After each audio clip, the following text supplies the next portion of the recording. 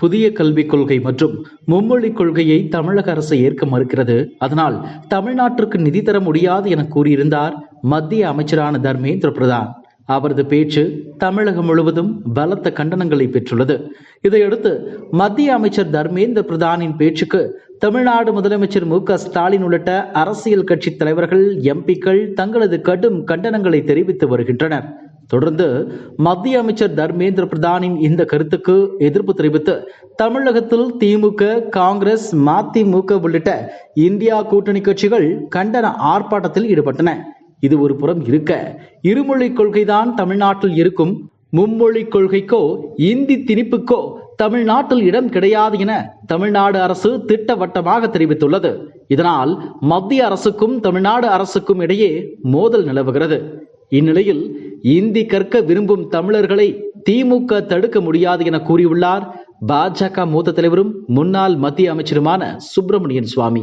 இது தொடர்பாக அவர் வெளியிட்டுள்ள எக்ஸ் தள பதிவில், இந்தி கற்க விரும்பும் தமிழர்களை திமுக எதிர்க்க முடியாது, அவ்வாறு செய்தால் அரசியல் சாசனத்தின் 356வது பிரிவின் கீழ் திமுக ஆட்சியை டிஸ்மிஸ் செய்ய வேண்டும். 1991 நான் மத்திய சட்டம் மற்றும் நீதித்துறை அமைச்சராக இருந்தபோது விடுதலை புலிகள் இயக்கத்தை தடை செய்ததை முதலமைச்சர் கருணாநிதி எதிர்த்தார். திமுக ஆட்சியை டிஸ்மிஸ் செய்து தேர்தலை நடத்தினோம்.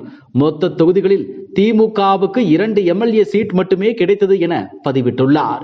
ஏற்கனவே வரி செலுத்த முடியாது என்றால் திமுக ஆட்சியை கலைப்போம் என பாஜக தலைவர் SR சேகர் கூறியிருந்த நிலையில் தற்போது அதே கருத்தை பாஜகவின் சுப்பிரமணியன் சுவாமியும் கூறியுள்ளது குறிப்பிடத்தக்கது. 1989 சட்டசபை தேர்தலில் அமோக வெற்றியை பெற்று கருணாநிதி மீண்டும் முதலமைச்சரானார். அப்போது இலங்கையில் இந்திய அமைதிப்படைக்கும் தமிழீழ விடுதலை புலிகளுக்கும் யுத்தம் நடைபெற்றது. மேலும் EPRLF இயக்கத்தின் தலைவர் பத்மநாபா உள்ளிட்ட 13 பேர் சென்னையில் விடுதலை புலிகளால் சுட்டுக் கொல்லப்பட்டனர். இதையடுத்து தமிழ்நாட்டில் சட்டம் ஒழுங்கு சீர்குலைந்து விட்டதாக புகார் கூறப்பட்டது.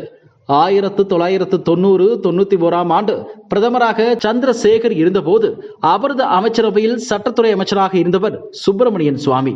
திமுகவுக்கும் விடுதலை புலிகளுக்கும் தொடர்பு இருக்கிறது, தமிழகத்தில் சட்டம் ஒழுங்கு சீர்குலைந்து விட்டது என கூறி அரசியல் சாசனம் 356வது பிரிவை பயன்படுத்தி கருணாநிதி தலைமையிலான திமுக அரசை கலைத்தார் சுப்பிரமணியன் சுவாமி.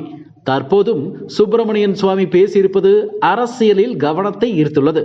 இப்போதெல்லாம் சுப்பிரமணியன் சுவாமி சொல்லும் கருத்துக்கு பாஜகவினரே செவி சாய்ப்பதில்லை. அவர் கூறும் சர்ச்சை கருத்துக்கு அது அவருடைய சொந்த கருத்து, தனிப்பட்ட கருத்து என கூறும் பாஜக திமுக அரசை டிஸ்மிஸ் செய்ய வேண்டும் என கூறியுள்ளதற்கு என்ன சொல்லும் என்ற எதிர்பார்ப்பு கிளம்பியுள்ளது. பொறுத்திருந்து பார்ப்போம். இதுபோன்ற செய்திகளை மேலும் தெரிந்து கொள்ள எங்களது யூடியூப், Facebook மற்றும் Twitter ஆப்களை சப்ஸ்கிரைப் செய்யவும்.